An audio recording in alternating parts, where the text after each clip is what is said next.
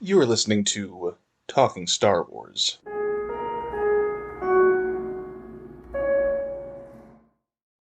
Hello, Star Wars fans. I'm Connor. And I'm Alex. May the 4th be with you and Revenge of the 5th and Happy Cinco de Mayo.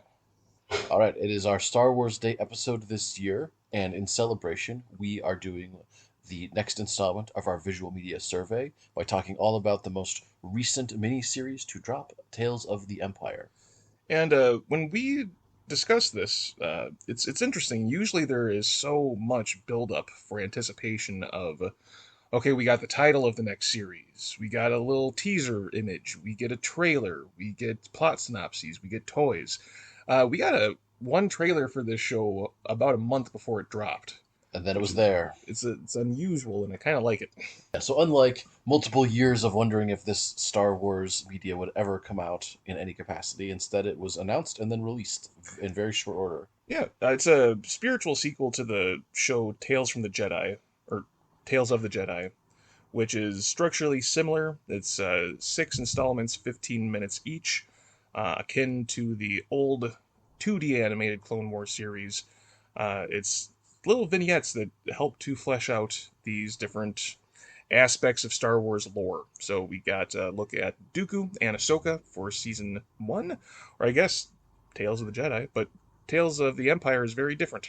Yeah, Tales of the Empire again follows the same structure with these 6 episodes, three each dealing with a different character. Mhm. And in Tales of the Empire, we see two characters: Morgan Elsbeth, a Dathomirian Night Sister, daughter of a Dathomirian Night Sister, who we learn becomes one of Thrawn's primary supporters.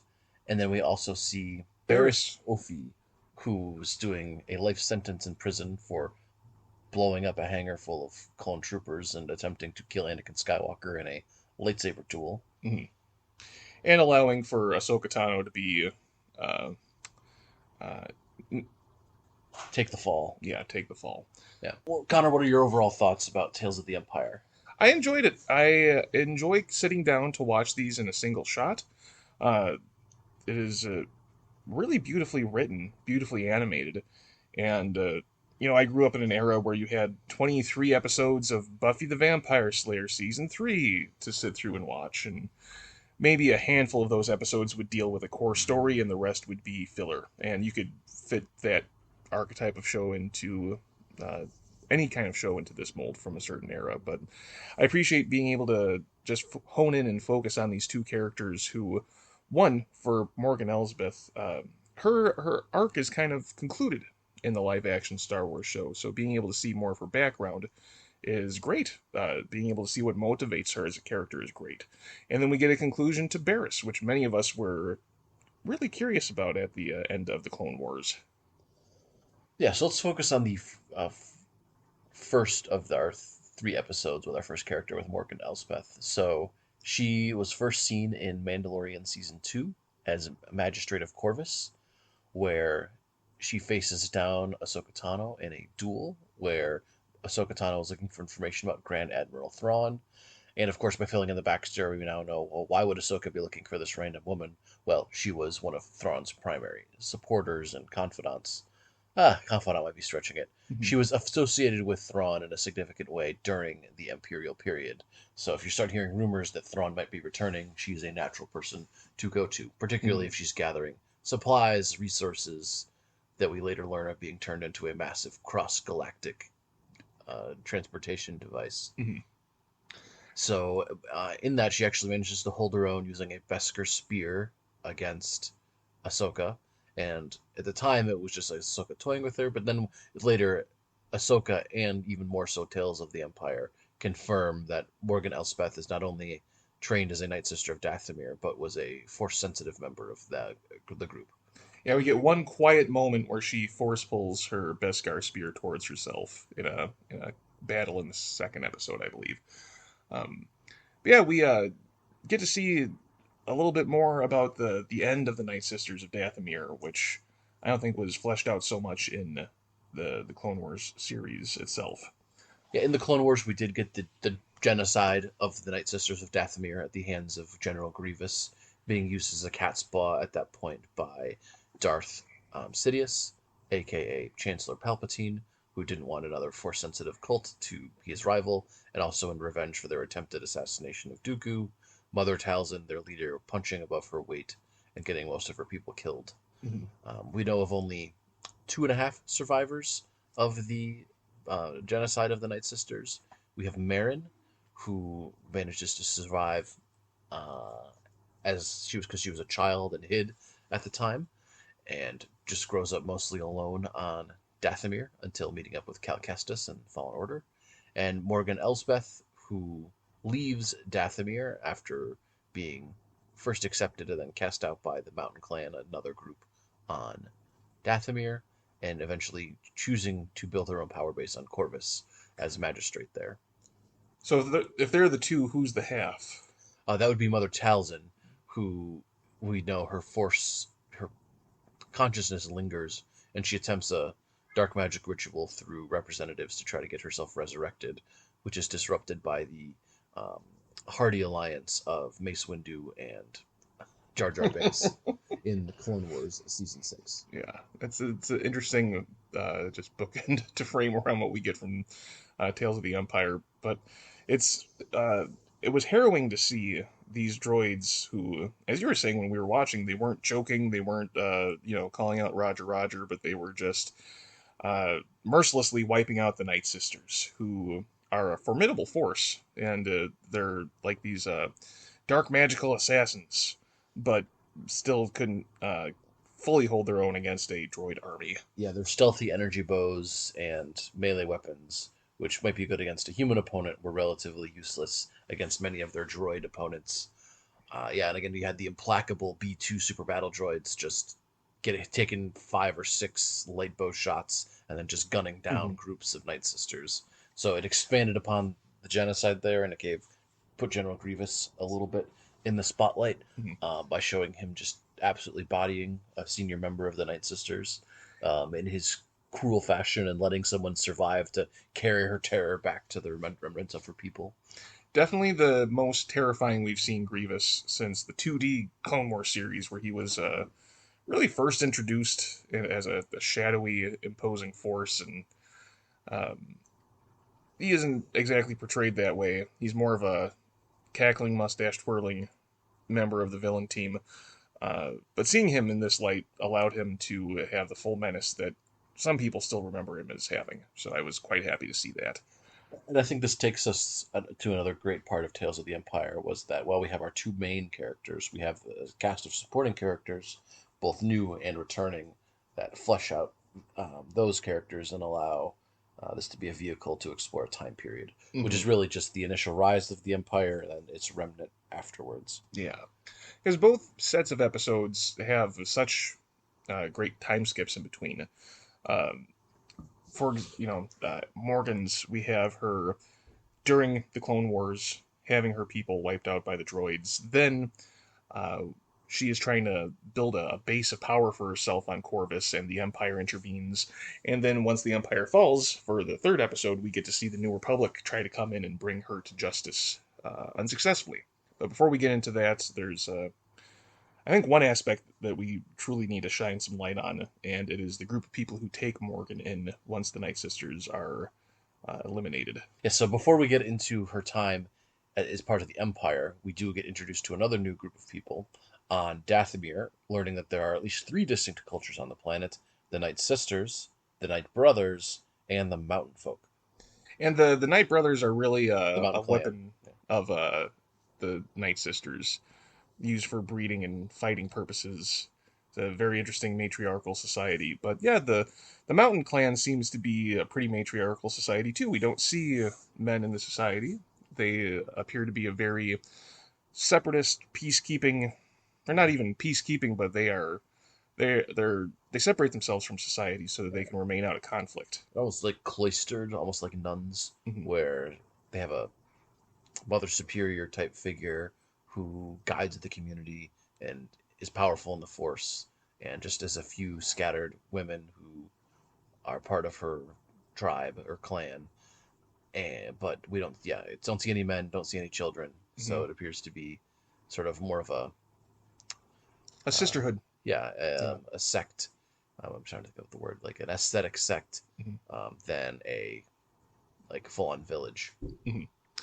And so, Alex and I were wondering, are these just mountain people? This is the planet of Dathomir. There must be something else at store here. So when Morgan takes some of the younger members and tries to pull a coup and get some weapons to defend themselves, the droids return, and it is up for their clan leader to try to protect them. And she uses an attack, a force power that I have not seen in many years.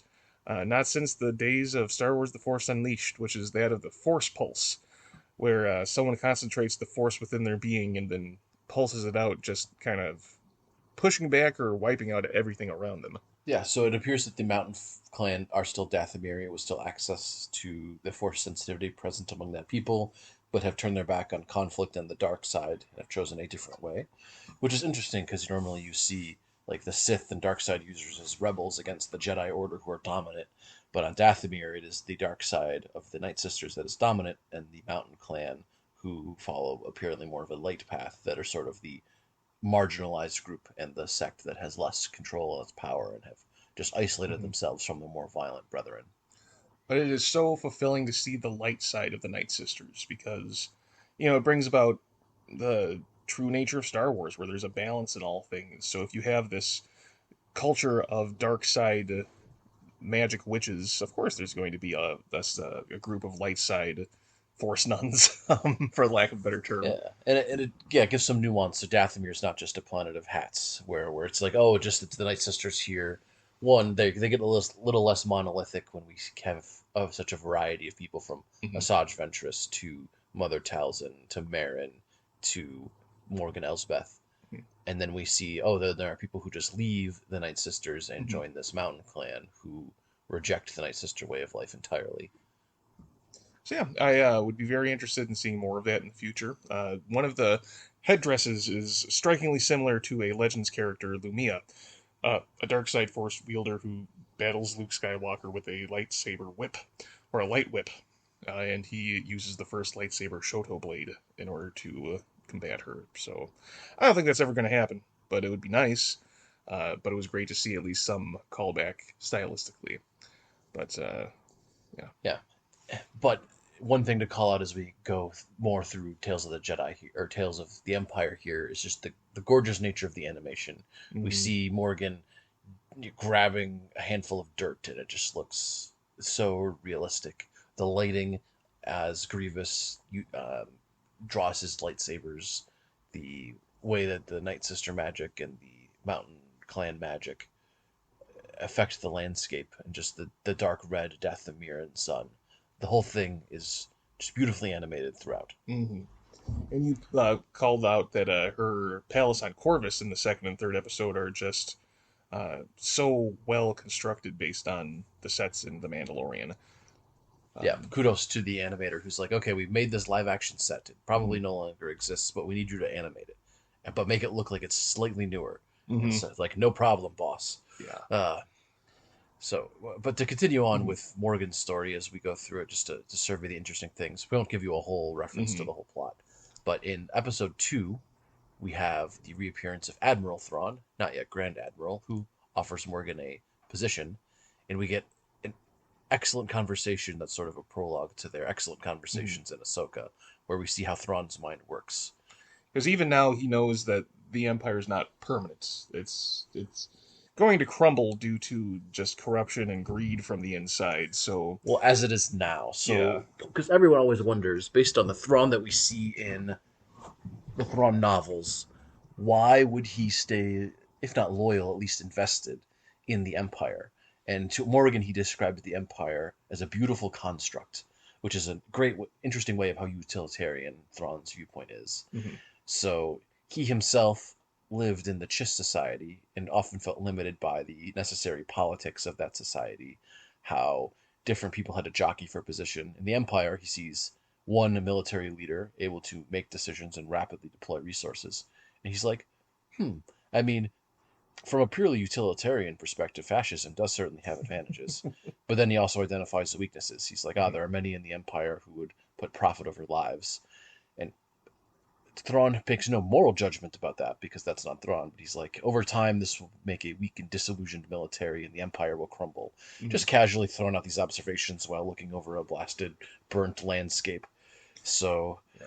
uh, And we see Thrawn, side note, just for the first time in the Clone Wars animation style, because the Clone Wars and Star Wars Rebels, where Thrawn, was first introduced as far as visual media in the new canon goes, or any canon goes, really, uh, very different animation styles.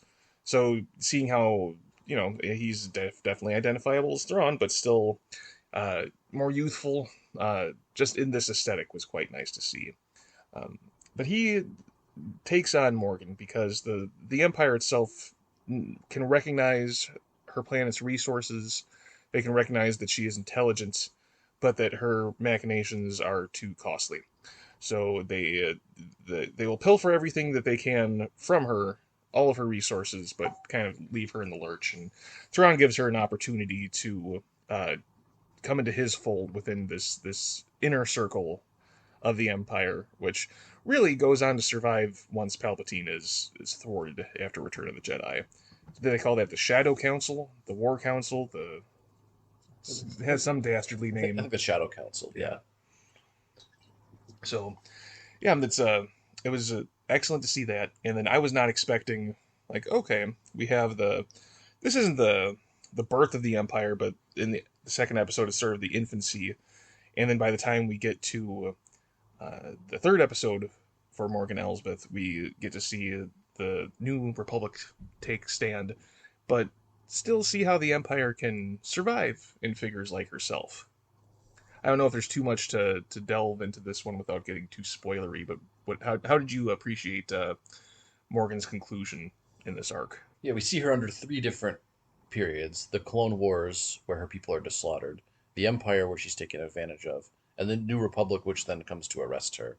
And do we feel bad for Morgan? Not really. She's made her choices and Mhm. has to lay in the bed that she made.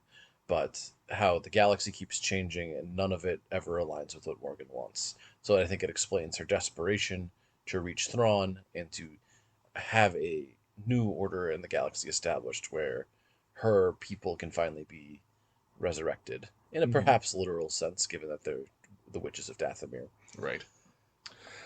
So how like I said before, in live action, Morgan's story is concluded. So what do you think this uh, 3 episode arc brought for her character and for just the Star Wars canon at large? Well, I think the titles of the episodes are instructive in that they're called The Path of Fear, The Path of uh, Anger, and The Path of Hate, Mhm. in that as the path to the dark side. So we see Morgan being given multiple opportunities to turn away from her path, like three times.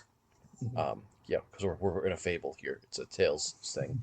So she could turn away from her path and join the Mountain Clan, but she doesn't. She gets the weapons. She gets innocent people killed, and the mother of the Mountain Clan then says, "I pity your future, for I can see it." So she has committed herself. In the second episode, she has the chance and is given the chance by her underlings to turn away, to invest in the planet, to give up her machinations, or to reject Thrawn's offer. And she does not. She recommits herself to Thrawn's offer and again refuses to change her motivations. And then by the time we reach the path of hate, that she totally has the chance to give herself up to the New Republic, to accept that her work is unethical, and to abandon her path. And she doesn't. She slaughters the New Republic delegation, including an old colleague of hers, and basically then leaves herself vulnerable to the arrival of Ahsoka Tano, and Mhm. after that, Din Djarin. So yeah, I think just to respond and sum up, I think it was also just a great way of showing this path to darkness that we receive with so many different characters, but there are commonalities that lead them to the dark side, whether that be fear, anger, and hate. But there's also just the unique human situations that carry someone to make such decisions. So I think taking someone like Morgan Elsbeth, who's a major character in Ahsoka, giving her time to breathe, giving her time to really develop, we can see that she is, more fully fleshed out and a worthy opponent to Ahsoka. So this is a great compliment to what we get to see from Morgan. And it also confirms that Morgan Elsbeth is force sensitive to a Hmm. significant degree. I mean, she's deflecting blaster bolts with her Beskar spear in Yeah. this series, which confirms why she's able to somewhat stand toe to toe with Hmm. Ahsoka Tano, amazing Jedi duelist. Yeah. Yeah, even though she does eventually lose, and then why she's able to later again try to hold her own against Ahsoka Hmm. after being superpowered Indeed. with Dathomirian magic Mhm. or Night Sister magic. They're not Dathomir at the time in the Ahsoka series. Sure. So when we get to the second trio of episodes, this answers what a good handful of fans were wondering about: whatever happened to Barriss Offee. So she's arrested. The Republic has her uh, under lock and key, but then there is a major shift change, sea change when we have the Jedi fall. The opening moments of Barriss's chapter is her witnessing the Jedi Temple on fire after awakening, probably hearing, you know, hundreds of thousands of voices scream out and then cease. Well, there weren't that many Jedi, but Sure. 10,000 Jedi all getting slaughtered across the galaxy at once. Hmm. And because at her trial she had said that Jedi were traitors to the Republic, and and that's the cover story that Palpatine goes to for their elimination, she is slated to become an Inquisitor, or Hmm. be given the opportunity, in that she is very powerful in the Force. She was a noted dissident against the rebellion, and hey, the Grand Inquisitor Palpatine and Vader need cannon fodder to Hmm. throw at the remaining Jedi. And I'll say that the story here and maybe the additions to canon aren't as vast as Morgan's story, but this is still an incredibly emotive, thought-provoking story, full of just tension and mood. You talked about the beautiful animation, and we get to see the Inquisitorius being built, and that is one of the best, most frightening structures in Star Wars lore, and seeing it just in these splintered shafts that are slowly being built to become what it soon will be was fantastic. So this joins other works that explore the Inquisitorius, along with Darth Vader, The Lord of the Sith, the 2017 comic series, Fallen Order, where we see Second Sister, Ninth Sister, and others, Trilla, and how they were made into Inquisitors, as well as The Rise of the Red Blade, where we see another former Jedi Padawan who was slated on Palpatine's short list of capture if possible rather than kill Hmm. immediately for his Clone Order 66, and then becomes an Inquisitor themselves. And so we see another, we see Barriss being trained as an Inquisitor, uh, and she is certainly one of the more powerful Inquisitors, but they question her motives and her ability to Hmm. commit the deeds that an Inquisitor needs. We also just see the utter stupidity of Fourth Sister, Lynn, who Barriss really buys into the whole like the Empire is going to bring order and Hmm. stability and prosperity after the Republic was unable to. And Barriss totally agreed that the Republic was corrupt. She saw them engaging in this war. It's like, okay, maybe the Empire will be better. But whereas the other Inquisitors are able to engage in either the cognitive dissonance or lack the intellectual curiosity to look around, Barriss, while forced into committing terrible acts to get her position, the murder of others and so on, Hmm. and now she already blew up a hangar, so it's another life. Uh, but she's not able to maintain the required cognitive dissonance. She starts and believes in the fictional promise of the Empire, Hmm. and this still ties into the other themes about the Empire was Hmm. the frustration of these true believers, and Thrawn I think shares the same. Is that the Empire is this powerful organization. It's got these ideological tools, but Palpatine just won't do what he needs to make it stable, Hmm. and that you actually have to have benefits to being in the Empire. You Right. actually have to live up to the prosperity. You can be heavy-handed and oppressive, but you have to have the bread and circuses part of your bread Hmm. and circuses. You have to walk the walk. Otherwise, it just becomes what we see in Andor, where rebellion starts sparking everywhere. Hmm. Uh, and how does Leia put it? The more you tighten your grip, the more star systems will slip through your fingers. Hmm. It's a self fulfilling prophecy, and we see that in Andor. We see that here in Hmm. Tales of the Empire, just through the lens of the character of Barriss. Yeah, and the first two episodes of her story are all about the fear mongering, all about how the Empire utilizes fear as a weapon in order to uh, align, the rest of the galaxy to their goals. And she experiences that fear firsthand because they're pitting her up against her former Jedi comrades who have survived in order to become the one Inquisitor out of a group of three. Within the second episode, we get to see her witnessing that fear turned on the galaxy, and how unfairly it's turned onto the galaxy.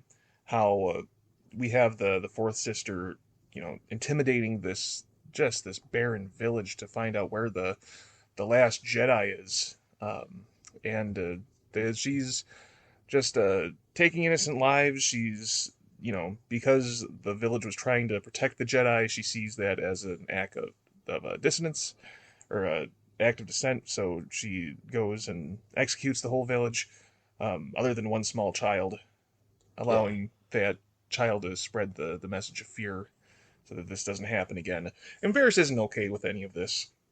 And she has both moral considerations in that, and though she hides those, but she brings up the practical considerations. It's like, if they're not given prosperity, why would they join the Empire? Mm-hmm. If we kill people who give us the information we eventually need, why would they give us information in the future? Mm-hmm. And so by the time the true depths of just the hatred and unnecessary death at the hands of Fourth Sister or Lynn are revealed, Barriss turns back to the light and saves the Jedi that they were sent there to kill, retreats from the galaxy at large to become a healer. Yeah, interestingly, that last episode takes a major jump. It's a could be 18-year, 19-year time jump just because Barriss is notably older. Lynn hasn't aged much, but I chalk that up to just differences in alien species. But Well, she gets access to moisturizer, not the barren ice winds of whatever planet right. Barriss was on. But yeah, we have a notion of the path where we learned that the Empire has come to this planet and is testing uh, babies for their midichlorian counts and to see if they're force sensitive. And this family says Yeah. that the Empire wants our kid. What do we do? So Yeah, this is a yeah. process that we see happen in Rebels, where cadets at the academy are put into situations where a force-sensitive cadet may use the Force, where they can then be identified and seized by the Inquisitors. Mhm. And now we see that mass blood testing, as we see in the Bad Batch, you're able to, with the right equipment, test for the metachlorian count or M count of Mhm. a person's blood. So they're doing that and then seizing children on that basis, which is just horribly eugenically genocidal, right? It's Mhm. like, not only, and it also ties into Fallen Order's plot with the list of force sensitive children. Lacking that, they've just gone to mass blood testing of all children to seize anyone who might become force sensitive, Mhm. which is just terrible. Yeah, yeah. And Barris sees that. She's trying to, let Lynn see that, but it just does not process. So very sagely, I see Barris, and she's almost like in peak Jedi form, where she's using absolutely no offensive maneuvers whatsoever when they fight. She is dodging. She's using not mind games so much as she is trying to teach uh, the fourth sister the way and Yeah, teaching her that anger and all of that hate has made her predictable, which is a nice callback to when the Grand Inquisitor, is trying to train Barriss. yeah, Um, and when Barriss even is forced to kill another Padawan to survive, she doesn't use the lightsaber; she uses the Force. mhm, Her lightsaber is just a means to an end, mhm, where the Force is really her refuge and her ally. But at the same time, it seems like Barriss is trying to atone for what she did. mhm, Maybe time in prison helped. Maybe just comparing to what the Inquisitors do, because she felt, she turned to the dark side and fell and killed a bunch of people, and then became an Inquisitor and killed more people, mhm, and then turned to the light and tried to save people. But I think there's still this guilt hanging around, which is why she doesn't really put up too much of a fight when Lynn impales her with her lightsaber. mhm. I think she saw that too as a means about a bit of a sacrifice, where if if I put my life on the line, Lynn is going to have to decide whether or not to save me. And ultimately, it allows Barriss to teach Lynn to turn away from the Empire and the dark side. So those are our final moments, and they could be seen as a cliffhanger of, oh, what's the next adventure of Barriss and Lynn going to be? And I don't think it's that so much as showing it how someone can get out of that mindset thinking that the Empire is correct. How can they see through the illusions and seek out redemption from there? And not only for themselves, but for any member of the Empire. There is no shortage of teaching, education, lesson learning that could prevent someone from being redeemed. So thematically, how do we see these two little trilogies being linked? For me, this is all about redemption and forgiveness, and how Morgan rejects those chances and falls to the dark side, and how Barriss finds the opportunity for redemption and takes it. I think you hit it on the head there, and it's kind of the mirror of what happened in Tales of the Jedi, where we have Dooku falling from grace and Ahsoka finding it when she walks away from the Jedi. Yeah. So we have Morgan giving, as I said earlier, 3 chances to turn away from her path and rejecting each of them, and Barriss questioning 3 times the tenets of the Inquisitorius, and then on the third challenge to her core beliefs, then turning on the Inquisitors and trying to find redemption, not only for herself, but then for others. So I see them as mirrors of each other, both both being conscripted into the Imperial war machine, and one using the Imperial war machine for her own ends to attract revenge, and one realizing the Empire is not what she wanted and leaving to help others and as a resistance. Yeah.